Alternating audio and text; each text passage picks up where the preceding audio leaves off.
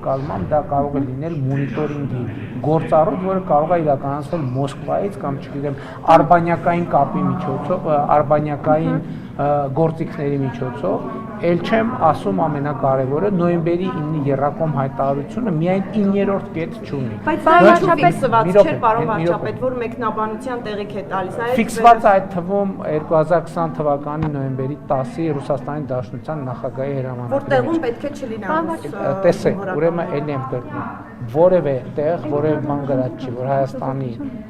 տարածքային ամբողջականությունը, ինքնիշխանությունը, իրավազորությունը որևէ կերպ կարող են ասել, չկա այդպիսի բան, դա բացառված է, ովքեր ասում են, որ Հայաստանի նման պարտավորություն ստացվել, ճիշտ չեն ասում ուղղակի։ Ես վերահսկողության այդ գործառույթի մասին եմ հարցնում, որը մեկնաբանում եք դուք մի ձև, Ադրբեջանը։ Ես չեմ մեկնաբանում մի ձև, ես ասում եմ Հայաստանի ինքնիշխանությունը, իրավազորությունը, տարածքային ամբողջականությունը որևէ կասկածի ենթակա